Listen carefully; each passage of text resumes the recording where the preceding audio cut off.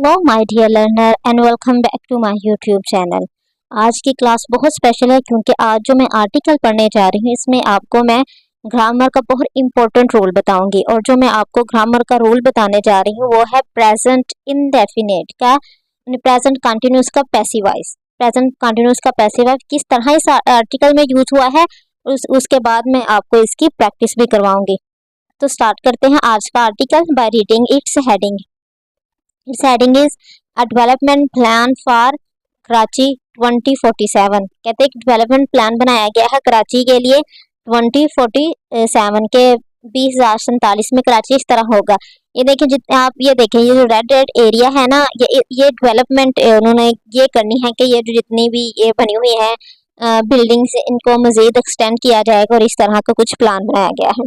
ठीक है जी, आप पढ़ते हैं आर्टिकल और जहां ये यूज हुआ है मैं आपको बताती हूँ किस तरह हमने प्रेजेंट कंटिन्यूस को यूज किया है। ये प्रेजेंट कंटिन्यूस के पैसिव को यूज किया है। आप ये देखें, Karachi has had many master plan. कहते हैं कराची हमारे पास सब्जेक्ट है, हैज हमारे पास है हेल्पिंग वर्ब, उसके बाद आप देखें क्या यूज हुआ है, हैड। ये हैड क्या है, यहाँ हैज और हैड क्यों यूज हुए हैं ये भी बताती हूँ। मैंने बहुत से मास्टर प्लान। अब ये देखिए, जब एक होता है possession, state of possession. State of possession का मतलब होता है कि शी हैज अ कार। ये मैंने आपको बताया, शी हैज अ कार। तो यहाँ हैज क्या है, ये पोजेशन को बता रहा है कि उसके पास एक कार है। लेकिन अगर हमने कहा यहाँ टाइम पीरियड के लिहाज से कोई बात करनी हो कि बहुत से अरसे से किसी के पास ये चीज है, ठीक है ना, शी, ये प्रेजेंट की बात कर रही हूँ। अगर प्रेजेंट में कहना शी हैज, तो उसके बाद थर्ड फॉर्म क्या होगी, ठीक है, हैज जो है वो बता रहा है प्रेजेंट परफेक्ट को, और हैड किसको जाहिर कर रहा है, उसकी पोजेशन को। ठीक है, उसकी पोजेशन को बता रहा है। ये मैं अलहदा से पेज पे लिख के आपको बताती हूँ कि किस तरह ये आता है। ये देखें, she has had a car. बात समझ आई है। हैज क्या है, प्रेजेंट परफेक्ट का, कुछ अरसे से उसके पास है, ठीक है। अगर हैज के बाद हमने हैज क्या है, फर्स्ट फॉर्म। हैज की सेकंड फॉर्म क्या होती है, हैड, और थर्ड भी क्या होती है, हैड। तो हमने फिर हैज के बाद पोजेशन के लिए हैड लगाया है जो कि V3 है। इसका पता चला she has had a car. समझ आया कि ये है पोजेशन का जो हमारे पास, ये हमारे पास सेंटेंस है और किस तरह हैज और हैड का वर्ड हमने यूज किया है पोजेशन के लिए, जो कि जाहिर कर है कि अभी इस वक्त नहीं, पिछले कुछ अरसे से उसके पास ये चीज है। ठीक है, अब पढ़ते हैं आर्टिकल और आपको समझ आ गया हो कि हैज हैड यहाँ क्यों यूज है। Karachi has had many master plan. Karachi के पास बहुत से मास्टर प्लान हैं, मतलब कई अरसों से कराची के बारे में मास्टर प्लान बनाए जा रहे हैं। आगे देखें, फ्रॉम व्हाट कहाँ से, वन गैदर हम इकट्ठे करते हैं कुछ plan, another one is being constructed. कहते कुछ प्लान ऐसे हैं कि जिनको बीइंग कंस्ट्रक्टेड, जिसको कंस्ट्रक्ट किया जा रहा है, जिसके अमल दरामद किया जा रहा है।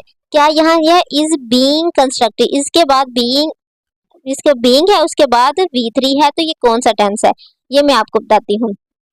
जो प्रेजेंट कंटिन्यूस का होता है ना, पैसिव वॉइस है, उसमें ये होता है कि पहले सब्जेक्ट होता है, उसके बाद is are am was verb होता है, इज आर एम होता है, उसके बाद बीइंग होता है जो कि कंटिन्यूटी को जाहिर करता है, और उसके बाद V3 होता है। यही होता है इसका स्ट्रक्चर। जो हम ये बता रहे हैं कि ये काम किया जा रहा है, कौन कर रहा है हमें इसका नहीं पता होता है। तो यहाँ भी वो यही कह रहा है कि जो है ना कुछ प्लान, जो अदर वन मतलब कुछ दूसरे प्लान है, इज बीइंग कंस्ट्रक्टेड, उनको कंस्ट्रक्ट किया जा रहा है, कुछ बिल्डिंग या कुछ प्रोजेक्ट ऐसे जिसे बीइंग कंस्ट्रक्ट, जिन्हें कंस्ट्रक्ट किया जा रहा है, कौन कर रहा है हमें नहीं पता। इस तरह पैसिव वॉइस का जो है यूज होता है वो इसमें यूज होता है बहुत ज्यादा आर्टिकल्स और पैराग्राफ में। अब मैं आपको बताती हूँ कि कुछ एग्जांपल्स दे के इसकी एक्टिव वॉइस कैसे होता है और पैसिव वॉइस। ये देखिए, actually verb use in the passive voice is being, are being और एम बीइंग। ये मैंने आपको बता चुका। फर्स्ट तरह के हम एक्टिव वॉइस में कह रहे हैं कि she is singing a song. ठीक है, she is singing a song, वो एक गाना गा रही है।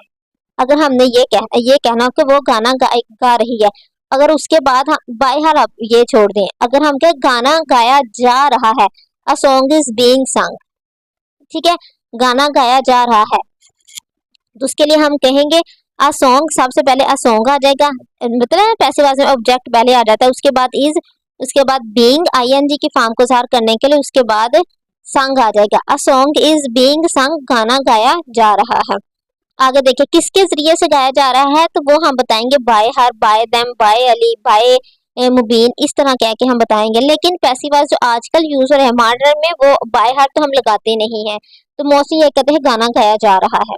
अगर स्पेसिफिकली बताया जा रहा हो कि उसके जरिए से गाना गाया जा रहा है, अली के जरिए से, मुबीन के जरिए से, जारा के जरिए से, तो तब बाय लगा के उसका नाम लिख देते हैं। लेकिन आजकल ये ऐसा यूज नहीं होता, एडवांस जो है ग्रामर में। अगर she is not singing a song, ठीक है, नॉट वाले देखें, a song is not being संग, ठीक है, सॉन्ग नहीं गाया जा रहा। इसके बाद ये देखें कि आईएनजी फॉर्म को ज़ाहिर करने के लिए बीइंग आ गया है, ठीक है, और उसके बाद संग जो है उसकी वर्ब लगा दी है, फॉर्म लगा दी है, अ सॉन्ग इज बीइंग संग।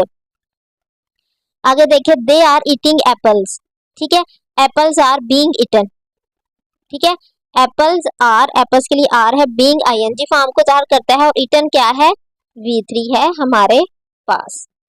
समझ आ गया किस तरह ये पैसिव वॉइस हम बनाते हैं प्रेजेंट कंटिन्यूस का। और बाय हमने तब लगाना है जब हमने बताना हो कि कौन ये ऐसा काम कर रहा है। You are disturbing me, you are disturbing me, I am being disturb, मुझे डिस्टर्ब किया जा रहा है। आप कहेंगे आई एम बीइंग डिस्टर्ब, मैं डिस्टर्ब हो रही हूँ, नहीं, आई एम बीइंग डिस्टर्ब, मुझे डिस्टर्ब किया जा रहा है, ये हम लोग इसका मतलब होता है। आई एम बीइंग बिटन, ये देखें, ये लिखें, हम ये लिखें यहाँ कि I am being beaten, I am being beaten, मुझे मारा जा रहा है। तो आप समझेंगे कि आप ये समझेंगे आई एम बीइंग बिटन, मैं क्या है, मार खा रही हूँ, नहीं, मुझे कोई मारा, आई एम बीइंग बिटन, मैं मार खा रही हूँ, मुझे कोई मारा, आई एम बीइंग बिटन। आगे आई am being hated, I am being hated, मुझसे नफरत की जा रही है, आई एम बीइंग हेटेड, मुझसे नफरत की जा रही है। आगे हम कहें कि मकान तमीर किया जा रहा है, ठीक है, जिस तरह उधर construct, house is being, the house is being constructed,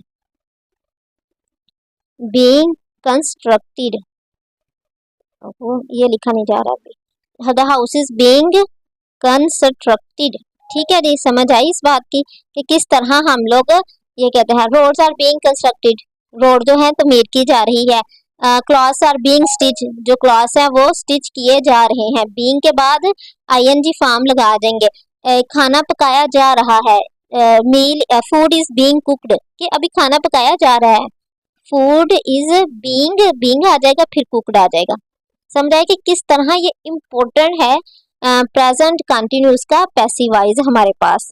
I hope कि आज को आप एक मतलब एक ही लाइन में देखे, आपका मैंने ग्रामर का पूरा टेंस मैंने आपको बता दिया है कि अगर आपको पता है तो आपको पढ़ने का मजा आएगा।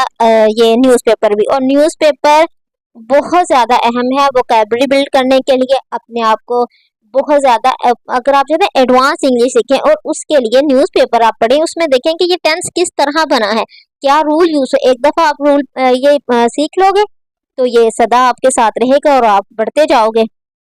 तो ये देखिए आज मैंने 2 ग्रामर के रूल आपके बताए, मुझे लगता है आज के लिए इतना ही काफ़ी है।